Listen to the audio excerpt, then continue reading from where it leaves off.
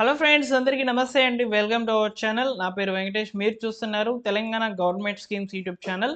ఇవాల్టి టాపిక్లో భాగంగా దసరా కానుకగా కాంగ్రెస్ సర్కార్ దాదాపు అందరికీ కూడా ప్రజలందరికీ కూడా గుడ్ న్యూస్ అయితే ప్రకటించింది. కొత్త పథకాలను అమలు చేస్తామని చెప్తుంది. అదేవిధంగా పెండింగ్లో ఉన్నటువంటి పథకాలను కూడా ముందుకు తీసుకువెళ్తామని చెప్తున్నారు. సో ఇందులో భాగంగా మహిళలకు సంబంధించి మహాలక్ష్మి పథకం అనేది రాబోతుంది. అదేవిధంగా రైతులకు సంబంధించి రూ. 15,000, రూ. 12,000 విలువ చేసేటువంటి ప్రభుత్వ పథకాలు అనేవి రాబోతున్నాయి. వీటి మీద కొంత సమాచారాన్ని నేను సేకరించాను. పీడిఎఫ్ రూపంలో అయితే అందించాను. ఆ పీడిఎఫ్ని నేను మీకు డిస్క్రిప్షన్లో కూడా ఇస్తాను. ఒకసారి మీరు కూడా చదువుకునే ప్రయత్నం అయితే చేయండి.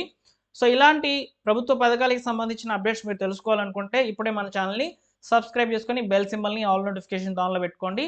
ఇక వివరాల్లోకి అయితే డైరెక్ట్గా వెళ్ళిపోదాము. ఒకసారి మీరు ఇక్కడ స్క్రీన్ మీద అయితే చూసుకోవచ్చు. దసరా గిఫ్ట్ కొత్త పథకాలన్నమాట. సో ఇక్కడ ఏం చెప్పారంటే పథకాలన్నీ అమలు చేయాలని తెలంగాణ ప్రభుత్వం యోచిస్తుంది. ఈ మేరకు సీఎం రేవంత్ రెడ్డి నిధుల సర్దుబాటు, సాధ్య సాధనాలపై నిపుణులతో సమీక్షిస్తున్నారు. ఆర్థిక భారాలను అంచనా వేస్తున్నారనమాట.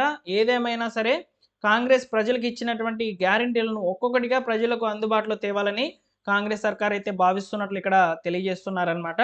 సో విజయదశమి ముహూర్తంగా స్థానిక ఎన్నికలు, ఉప ఎన్నికల దృష్ట్యా మరిన్ని పథకాలు ప్రారంభించి ప్రజల్లో లబ్ధి పొందాలని ప్రభుత్వం అయితే ఇక్కడ చూస్తుంది కాంగ్రెస్ సర్కారు.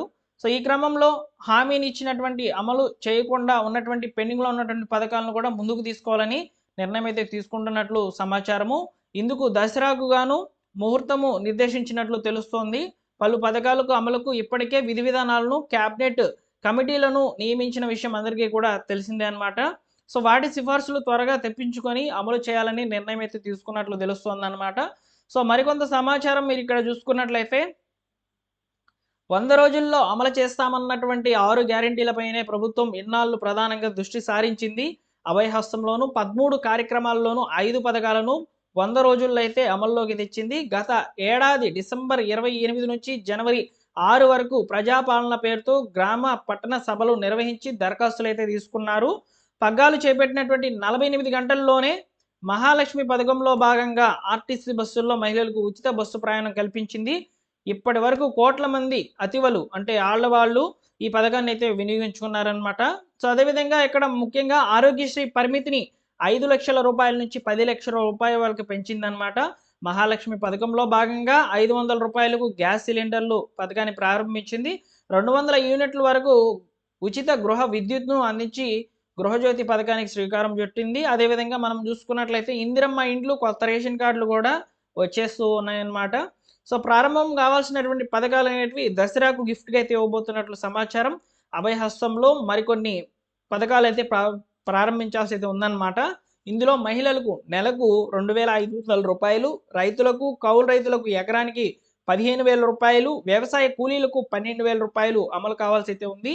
ఇల్లు లేని పేదలకు స్థలం, అదేవిధంగా 5 లక్షలు, విద్యార్థులకు 5 లక్షలు, విద్యా భరోసా కార్డు, పింఛన్ 4,000 రూపాయలకు పెంపు, ఈ యొక్క కార్యక్రమాలు అనేటివి శ్రీకారం చుట్టాల్సినటువంటి పరిస్థితి అయితే ఉంది.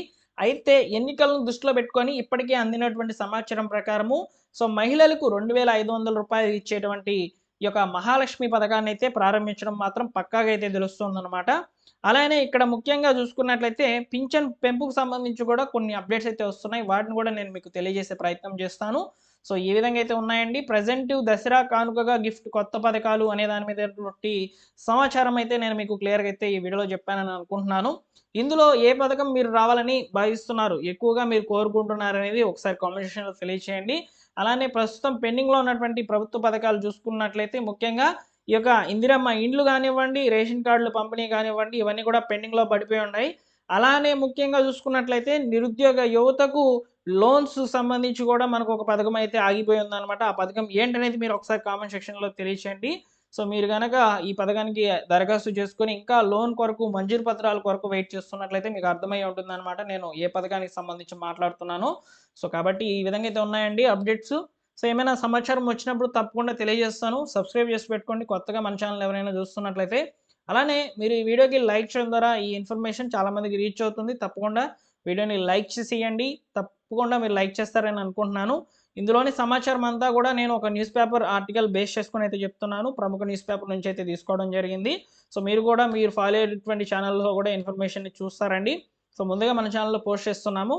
సబ్స్క్రైబ్ చేసుకోండి. వెంటనే వచ్చేటువంటి అప్డేట్స్ మీకు తెలియజేసే ప్రయత్నం అయితే చేస్తాను. Thank you for watching. మరొక ఇంపార్టెంట్ అప్డేట్తో మీ ముందుకైతే వస్తాను.